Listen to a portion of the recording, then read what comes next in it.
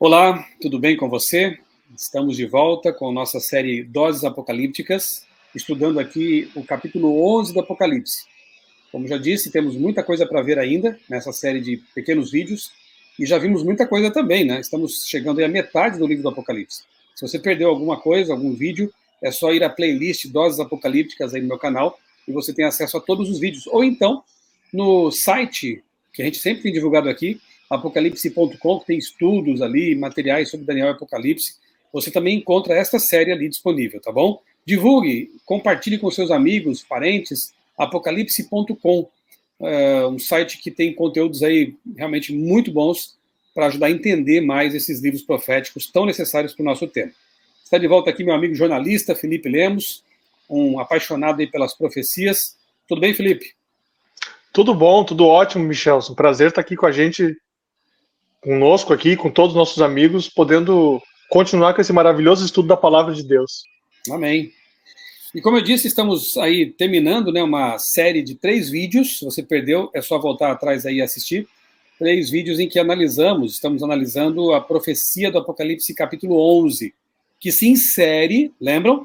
É um interlúdio entre a 6ª e a 7ª trombetas. João fez uma pausa, à semelhança do que ele fez lá com os selos também, né? Entre o 6º selo e o 7º selo, ele faz uma pausa, um interlúdio, para analisar coisas que acontecem antes da volta de Jesus. Então ele faz isso no capítulo 10 e no capítulo 11 também do Apocalipse, que combina justamente com a 7ª trombeta. Estamos analisando aqui as testemunhas, já vimos que elas representam a Bíblia Sagrada, Antigo e Novo Testamentos, como alguns estudiosos apresentam, né? A Bíblia Sagrada anunciou suas verdades, foi pregada com muita dificuldade por 1260 anos proféticos, que é o tempo de supremacia papal. Realmente, aqueles que se atreveram a traduzir a Bíblia para a linguagem do povo sofreram muito com isso, foram perseguidos, alguns até mortos. Nós citamos aqui até os valdenses, né, no vídeo anterior, que pagaram com a vida o ato de disseminar a palavra de Deus naquele tempo, naquela região ali da Itália, especialmente, né? Então, realmente foram tempos difíceis para a pregação da verdade, da palavra de Deus.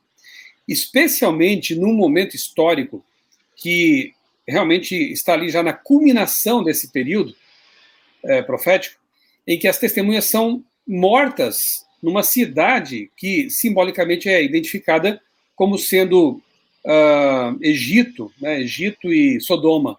Vamos ver daqui a pouquinho o que representa isso aí. Mas, Felipe, nesse capítulo 11 também é mencionado uma besta, diferente das bestas do Apocalipse 13, que são a besta do mar e a besta da terra. Aqui no 11 é uma besta que surge do abismo. Que besta é essa? Como identificar essa besta do Apocalipse 11?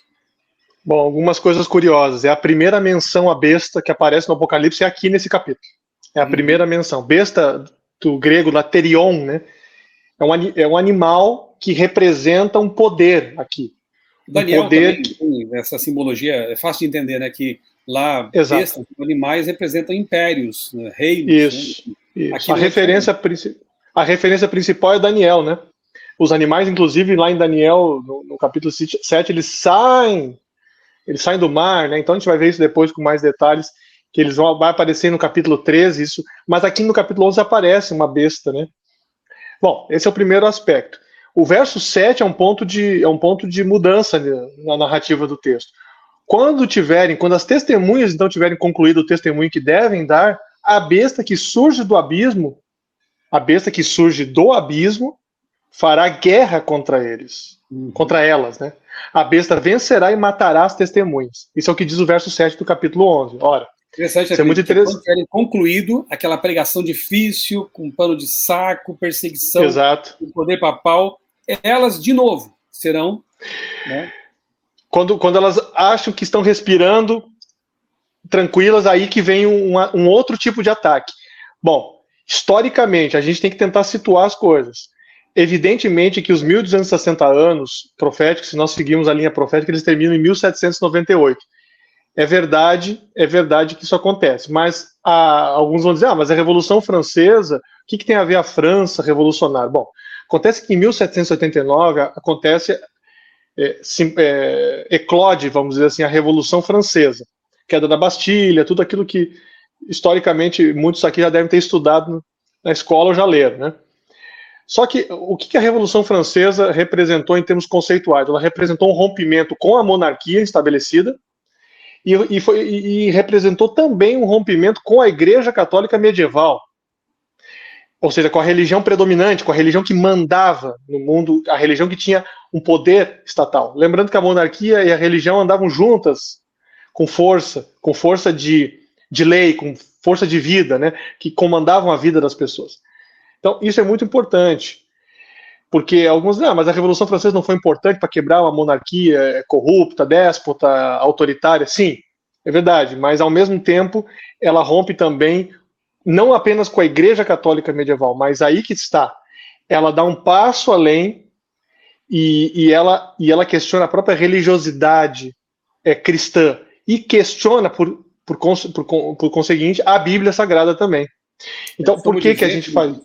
Eu costumo dizer que no aspecto político, social, a Revolução trouxe até coisas boas, né?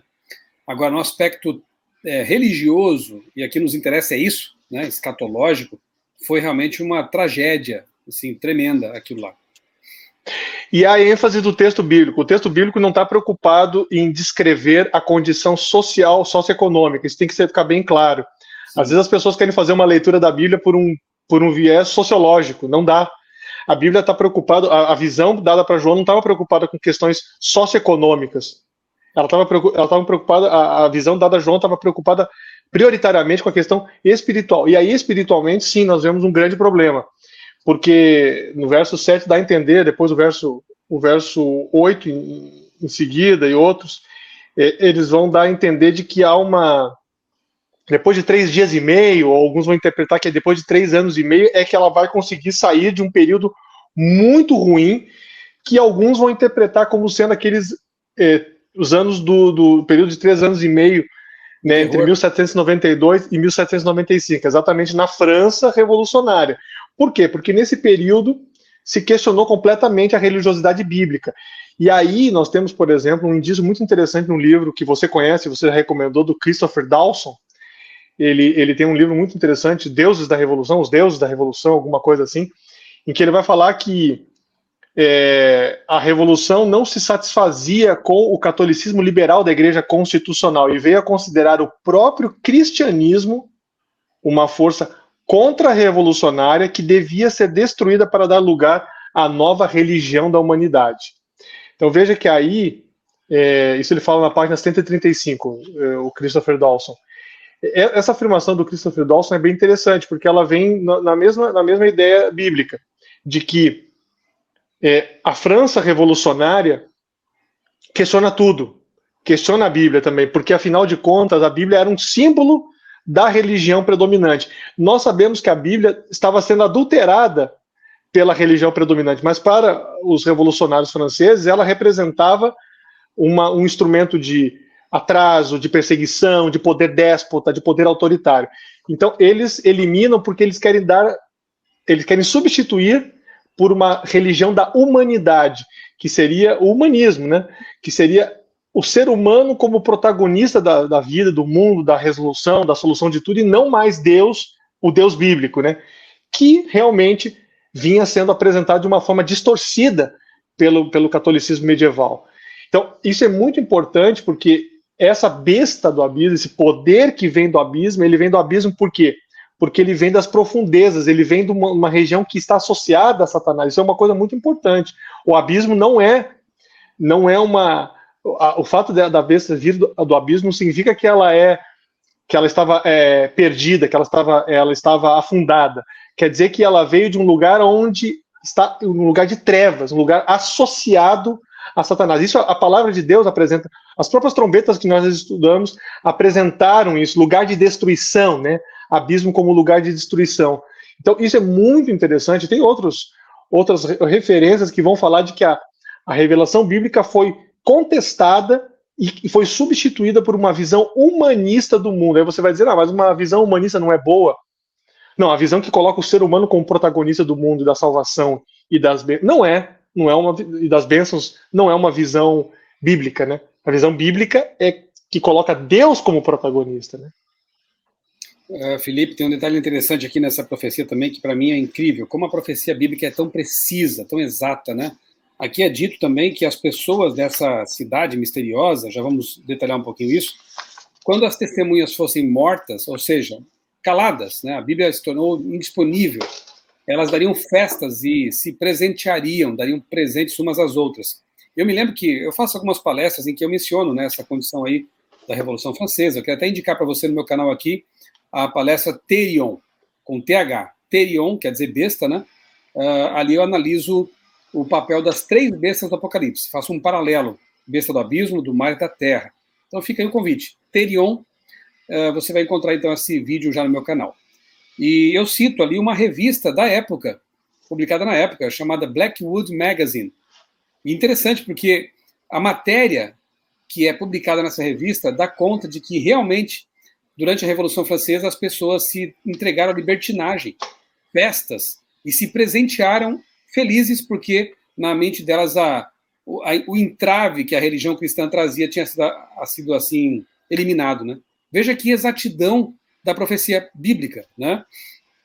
Outro detalhe que aparece aqui nessa profecia é a identificação simbólica com Sodoma e Egito.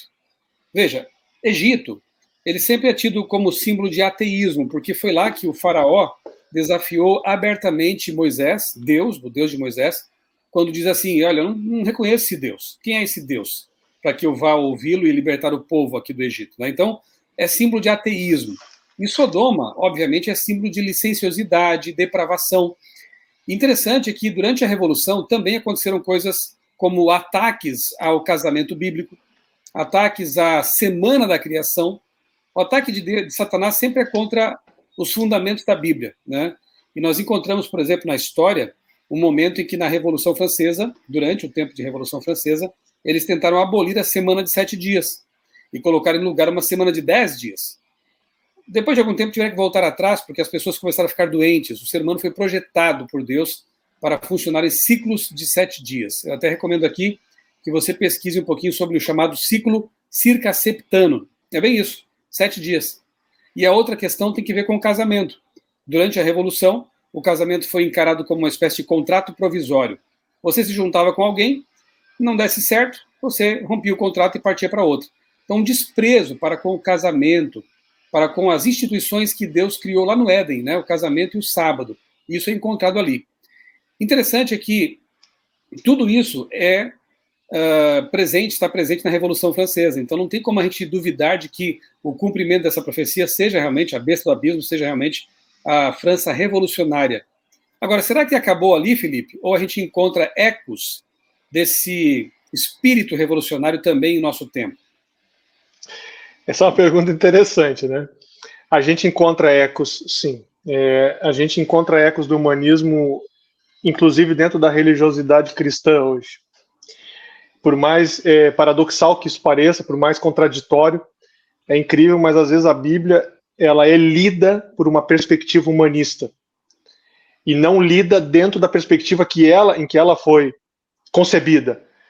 Falta um pouco de honestidade intelectual para alguns e desconhecimento absoluto de outros e talvez uma preguiça mental, uma indolência na hora de estudar.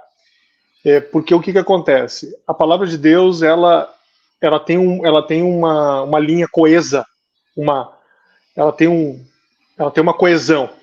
Essa coesão ela é perdida quando você, por exemplo, interpreta os fatos bíblicos à luz do ser humano como o grande objetivo principal da Bíblia. Entenda o que eu estou colocando aqui. É óbvio que a salvação é para o ser humano, mas ela é um ato de Deus, ela é uma iniciativa de Deus. O livramento da morte, o livramento do pecado, o livramento do mal é uma iniciativa divina. Ela não é um ato realizado pelo ser humano em que ele se basta para fazer isso. Então, portanto, a Bíblia não está falando prioritariamente que o ser humano fazendo alguma coisa pelo outro, a partir da ótica dele, é isso que precisa ser feito. E é isso que é o sentido, que dá o sentido da vida. Não. A Bíblia fala que é Deus atuando nas pessoas, e aí sim tem solidariedade, tem justiça, tem combate ao pecado, tem amor verdadeiro, amor genuíno, mas esse amor genuíno, essa solidariedade, essa bondade, essa caridade, essa justiça, elas vêm por meio de Deus atuando no ser humano, e não porque o ser humano desenvolve alguma capacidade de fazer isso por ele mesmo, e portanto ele se torna o protagonista, o centro de tudo. Então, essa é uma das questões. Outra que está ligada a isso é a própria interpretação de que a Bíblia não é, muitas vezes, um livro autoritativo, né? Há uma interpretação, às vezes, humanista, né? O humanismo ele coloca o ser humano como o grande autor e ator de tudo. Ele é ator, autor, protagonista, ele é o centro. Eu sempre falo que ele é o centro. O humanismo coloca o ser humano como o centro em torno do qual tudo gira. Quando, na verdade, a Bíblia fala que tudo gira em torno de Deus e não em torno do ser humano. Então, a autoridade da palavra é de Deus, não é do ser humano. Então, o ser humano não interpreta a Bíblia como ele quer. Ele interpreta como Deus estabeleceu. Deus dá a maneira de interpretar essa palavra.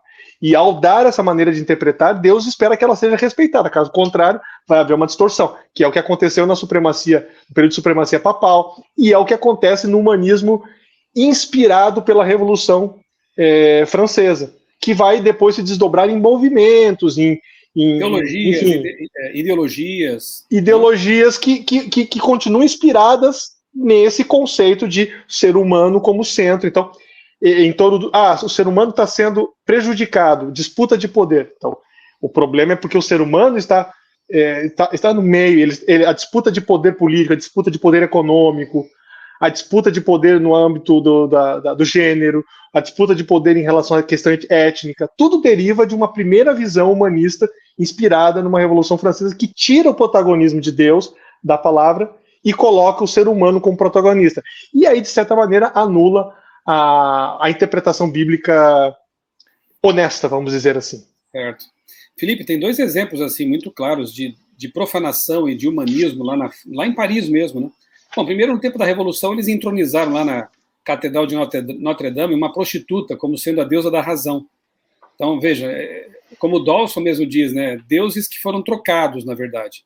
E há uma igreja em estilo românico lá em Paris também, que é o Parthenon, que chama assim hoje, né, o Parthenon, em que eles tiraram todas as figuras, imagens, estátuas, né, que faziam alusão ao catolicismo, e em lugar disso colocaram pinturas, obras, e inclusive sepultaram figuras importantes da história da França, como Victor Hugo e outros ali nesse local, que passou a ser uma espécie de templo do saber e das realizações humanas.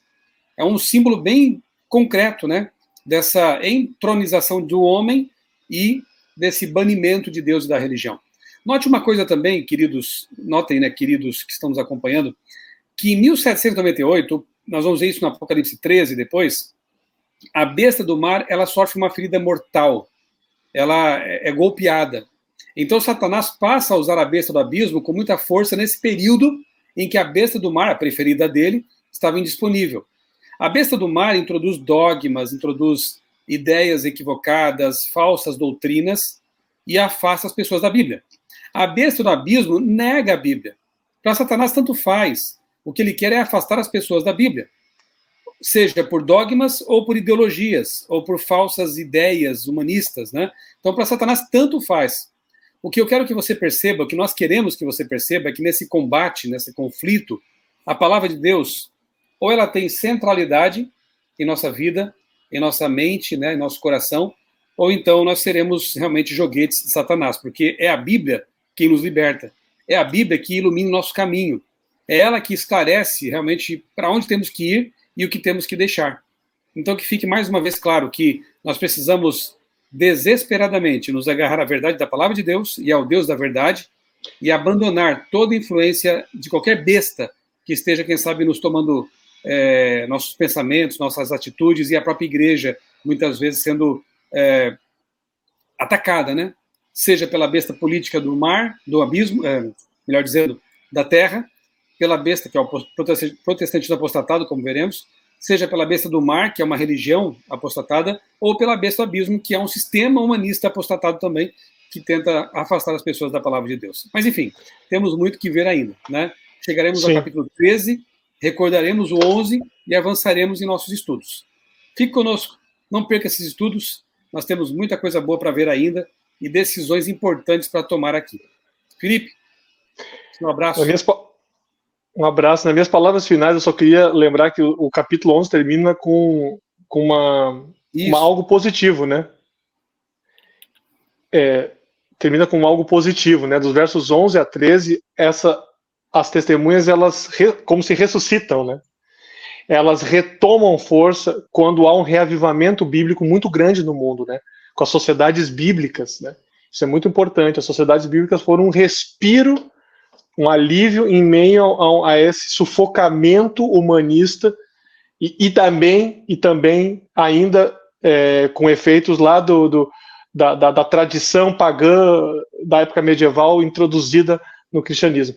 Então é interessante que esse retorno ao estudo da Bíblia acontece a partir do século XVIII também, final do século XVIII, depois de 1798, conforme a profecia fala, né? Então as duas testemunhas, elas como se sobem numa nuvem do céu, como se fosse uma exaltação das escrituras, né? Isso é muito interessante porque isso acontece mostrando que a palavra de Deus, ela estava como se fosse morta, mas ela não está morta. Então, o que eu quero deixar para você é: a palavra de Deus é viva e eficaz, diz Hebreus, para mudar a vida. Então, não se engane. Podem vir ideias, conceitos que coloquem o ser humano como o grande agente da mudança de tudo que existe no mundo. Não se engane. O verdadeiro agente da mudança espiritual é Deus por meio da sua palavra atuando no ser humano. Que Deus te abençoe ricamente. Amém, amém. É interessante, né? Só me lembrei agora de um detalhe, né? Que, ironicamente, um desses grandes nomes da Revolução Francesa, que desafiou Deus e que disse que o cristianismo ia ser banido do mundo, depois de morto, teve a sua casa transformada num depósito de Bíblias. Então veja que coisa irônica, né? Então realmente a Bíblia ela despertou, e sociedades bíblicas, imprensas bíblicas, tornaram o livro de Deus mais acessível do que nunca. E o capítulo 11 culmina com a 7ª trombeta. Portanto, antes de Cristo voltar, o mundo será advertido, o mundo saberá que Cristo está voltando, e nós temos que fazer parte desse processo, como testemunhas do nosso Deus. Um grande abraço para você, Deus abençoe grandemente a sua vida e também a sua família.